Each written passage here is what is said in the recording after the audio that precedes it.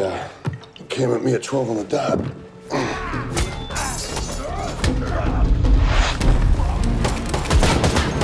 I know how it works. The film opens at an opera house in Budapest where a hitman named Joe Flood pretends to be a normal theatergoer while keeping an eye on his target and the bodyguards that protect him. Once everyone is seated and the show begins, Joe goes upstairs. Minutes later, a bodyguard notices a shoe behind a curtain and checks it out. Still, it's a trap by Joe, who suddenly kills him with a knife and hides the body behind the curtain. Joe moves through the corridor and shoots the other bodyguard before finding his target on the balcony. The man offers to pay triple the amount of his current payment, but Joe turns him down and shoots him in the head. He asks the guy's date to stay silent, and the woman runs away. Then he looks at the stage, and for a second, he meets the eyes of Maze, the show's star.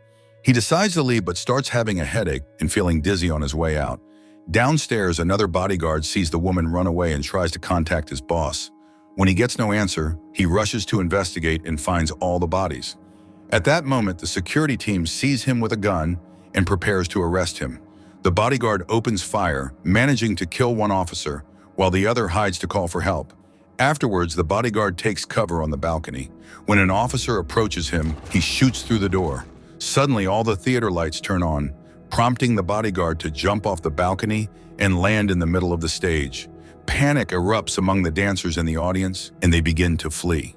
Meanwhile, another officer appears on the balcony to shoot the bodyguard from a distance. Maze tries to escape with the crowd, but is accidentally pushed to the ground in the chaos. In the process, she drops her phone and gets stepped on.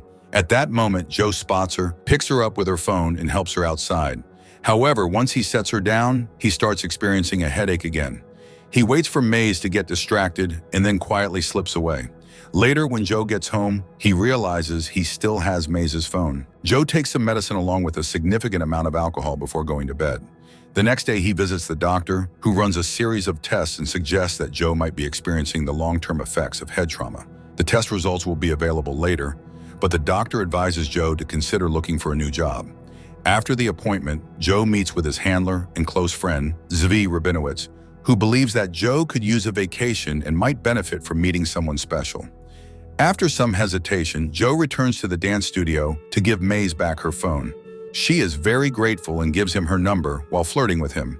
However, on his way out, Joe initially throws the number in the trash, but quickly regrets it and retrieves it. That evening, Joe texts Maze and they agree to go on a date. They have dinner together and enjoy a wonderful time, although Joe does not reveal his true job. Over the next few days, Joe splits between dating Maze and carrying out mercenary missions in France, Romania, Austria, and Switzerland.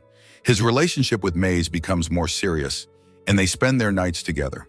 Unfortunately, the headaches never cease, and the medication is becoming less effective. When the test results come back, the doctor delivers devastating news to Joe. He has a neurodegenerative brain disorder. There's no cure, meaning Joe only has 3 months to live. In shock, Joe declines the doctor's offer of palliative care and therapy. Instead, he goes home to research the illness online. He comes across numerous videos of people losing control of their limbs, along with information confirming that there is no cure. Feeling overwhelmed, Joe retrieves a gun and contemplates ending his life. But he reminds himself to think of Maze. He opens a secret safe on the floor, takes out all his money, then gathers all his weapons and throws them into the river. The next day, Joe meets Zvi and offers him $2 million for a hit. Although he would have considered ending his own life, he knows that life insurance won't pay out for that, and he wants Maze to receive the insurance money. However, Zvi refuses to put a contract on his best friend, regardless of the amount offered, because he doesn't want the killer to be his best friend. Afterwards, Joe sees Antoinette, who was once an assassin and now works as a handler. Her bodyguard is Max, a brutal killer known for his ferocity. Antoinette holds a personal grudge against Joe because he killed her father, who had mentored him. Delighted with the opportunity, she puts a contract on Joe's head. Since Joe has a few things to finish, he asks her to activate the mission at midnight. After Joe leaves, Antoinette checks the assassin app to select a hitman for the task. First, she contacts Lovedal, who is in Switzerland, completing another contract. Upon receiving the message, he declines, stating that $2 million isn't worth it. Next, the mission message goes to Goyang and his gang at a karaoke bar in Prague. The gang, hiding among the workers, reveals their true identities to swiftly take out their targets thanks to their teamwork. Goyang happily accepts Joe's contract. Just to be cautious, Antoinette also sends the contract to the Langos brothers, who are currently engaged in a gruesome task, killing a man by tying him to their bikes and pulling in opposite directions to split him apart. That night, Joe meets with Maze, unaware Max is following them. Joe breaks up with her, and Maze gives him one last kiss before leaving in tears. Sorry. When Joe gets home, he starts drinking and records a message for Maze, intending to reveal the whole truth. He plans for it to be sent after his death. However, he accidentally presses the wrong button and sends it before it's finished. As Maze listens to the message, Joe receives a call from his doctor, who delivers big news. Joe's test results were mixed up with another patient's. He is not going to die. In fact, he is perfectly healthy and could live a long life. With only 5 minutes left before midnight, Joe sets a trap. Soon after, Goyang and his gang arrive and use cigarette smoke to reveal a laser sensor at the entrance. They easily dodge it and move inside while Joe speaks from his hiding spot, declaring that he is canceling the contract. Goyang insults him, reminding him that contracts should be honored. A gang member follows the voice into the bathroom, where Joe is waiting to fight. The guy is very good at martial arts, but Joe easily overpowers him and throws him through a glass wall.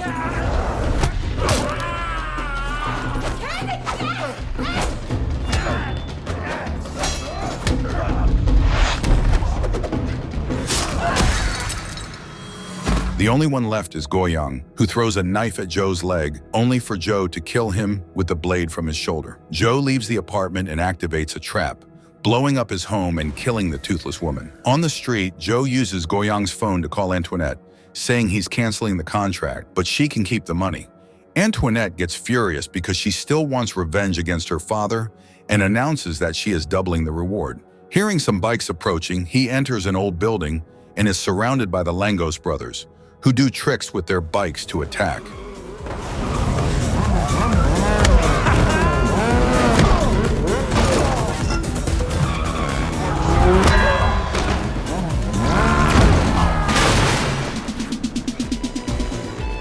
After her employees were defeated and killed, Antoinette sent a mission to the best hitman in Europe. Lovedal, still in Switzerland, is enjoying time with women.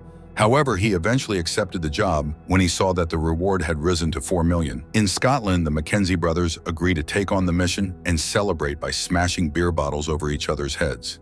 In a rundown club in England, the party girls pretend to be dancers, while secretly armed with weapons hidden in their outfits. When a client attempts to fight back, the girls demonstrate their combat skills and quickly subdue him. Meanwhile, a group of criminals is preparing to sell drugs in Spain. Still, they're interrupted by Botas, who uses dance steps and knives in his boots to kill all the men in the room with impressive skill. Meanwhile, Joe sees Zvi, who uses glue to care for his wounds. Since Zvi is just a handler, he has no guns. He can only offer Joe some leftover explosives from another job. Zvi's wife also volunteers to help, giving Joe a comprehensive massage that includes cracking his neck. Joe's headache, dizziness, and double vision abruptly cease. Soon, Lovedal arrives in Budapest by train, and Antoinette sends him all the information she has on Joe, including Maze's location. She also sends her cousin money to pick up Lovedal. Although money is annoying and somewhat foolish, Antoinette says she promised her uncle she would train him to be a hitman. They head to Maze's building and surround her as she comes out. Maze immediately kicks money, knocking him down, prompting Lovedal to knock her out with a punch to kidnap her.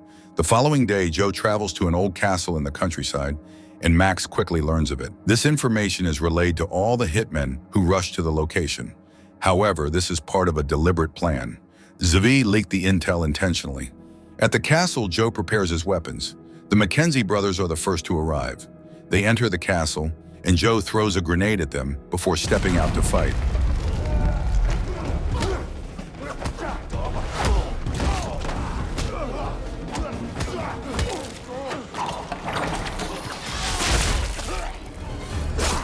At that moment, a group of party girls bursts in, opening fire. Joe uses the dead brother's body as a shield to escape to another room. The girls throw a grenade, but Joe dodges it and returns fire with the brother's gun. The gunfight continues, and when Joe runs out of bullets, one of the girls attempts to approach him. She accidentally steps on a trap, causing an explosion that knocks her down.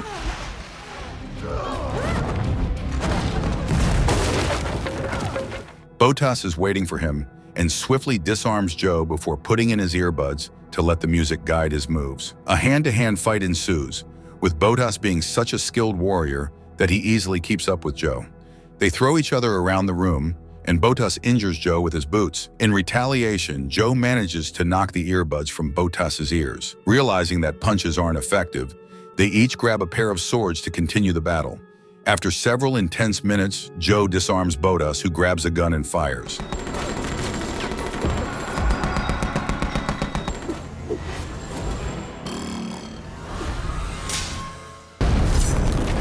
Outside, Lovedal's group arrives. Upon seeing all the hitmen's vehicles at the entrance, he immediately suspects a trap. Lovedal tells Money to keep an eye on Maze while he goes to investigate.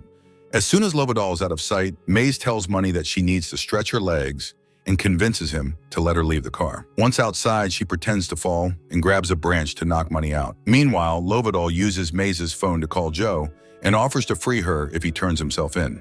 They are forced to hang up when Max arrives with an armed team. The team enters the castle, carefully searching for traps. Joe hides in the shadows, activating an explosive that brings down half the team. He then sneaks up on a soldier, stabs him, takes his gun, and uses it to kill the remaining men in the room before escaping through the back door. Lovedal is waiting for him in the garden and forces him to drop the gun. Before they can negotiate, Maze appears in Money's car, runs over Lovedal, and then opens the door for Joe. The couple escapes while Max's remaining men attempt to open fire, but they're unsuccessful. On the road, Joe tells Maze about the mix-up regarding his illness and reveals his true profession. He kills criminals, not civilians. He also promises he's retiring. Maze is relieved to hear this because she's pregnant.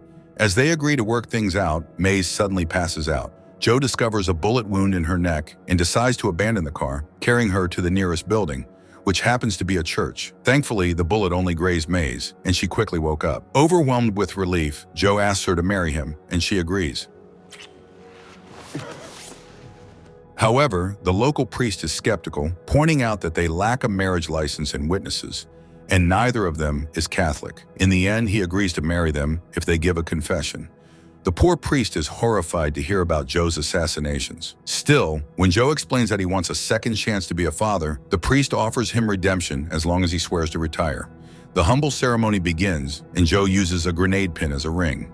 Just then, they are interrupted by Lovedal, who opens fire. Suddenly, a grenade is thrown inside the church, and the explosion causes enough smoke for Joe and Maze to escape with the priest. The explosive came from Max, who starts arguing with Lovedal over whose contract this is. While in the back room, the couple takes care of the priest's wound. Lovedal opens fire and brings a few of Max's men down. Joe soon comes back and shoots a few soldiers down as well. Grenades keep falling and exploding, which starts a small fire. When Lovedal tries to fight a soldier hand-to-hand, Max throws another explosive that makes a fall and traps Lovedal. Max then starts searching the church, killing his last man because he's injured. Joe tries to surprise him from behind, but they end up in a standoff, only for Joe to discover he's run out of bullets. A smug Max announces he's won, but before he can shoot, Maze blows up his head. Y'all don't leave me here. Come on, Flood, get me out of here. In the meantime, Antoinette gets her things ready to leave the country. Zavi arrives to announce that she has broken the rules, just like her father, and then shoots her in the head. Don't take the playoff. Sometime later, Joe and Maze have a proper wedding with the now recovered priest and all their friends in attendance. Joe is ready to start his life as a retired man, but Maze realizes that raising a child is expensive. She tells her husband he might need to work a couple more jobs.